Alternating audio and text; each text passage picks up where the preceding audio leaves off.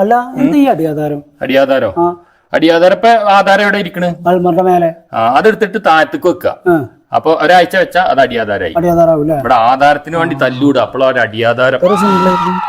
ഞാനാക്ക ഇതൊന്ന് പറയട്ടെ, അല്ലെങ്കിൽ ഇപ്പൊ ആകെ പ്രളയാവും.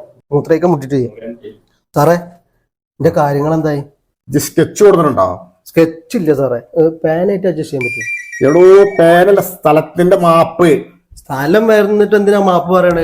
ഞാൻ മാപ്പ് പറഞ്ഞാൽ മതി. തണ്ടപ്പേര് കൊടുത്തിട്ടുണ്ടോ? തണ്ടപ്പേര്. തണ്ടപ്പേരൊക്കെ പഴയ പേരന്നെ, രാമൻ. എടോ തണ്ടപ്പേരല്ല, തണ്ടപ്പേര്. എന്ത് പണ്ടാ ആ പേപ്പർ കടപ്പ് ശരിയാക്കി. ശരി സാറേ. സാറേ എന്താടോ അവിടുന്ന് സാറ് പറഞ്ഞിട്ടെ സ്ഥലത്തിന്റെ കാര്യം. നോക്കട്ടെ.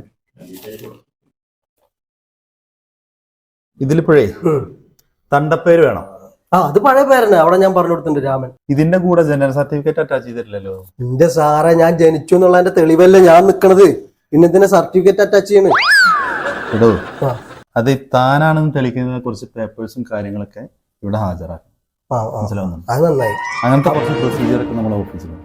അപ്പൊ ഞാൻ ജനിച്ചു എന്നുള്ളതിന്റെ സർട്ടിഫിക്കറ്റ് ഇവിടെ ഹാജരാക്കണം. അതെ. അപ്പൊ അങ്ങനെയാണെങ്കിൽ ഇപ്പൊ ഞാൻ മരിക്കണതിന്റെ മുന്നേ എന്റെ മരണ സർട്ടിഫിക്കറ്റ് ഹാജരാക്കണ്ടേ? അല്ല, മരിച്ചു കഴിഞ്ഞ പിന്നെ ഞാൻ ഇല്ലല്ലോ.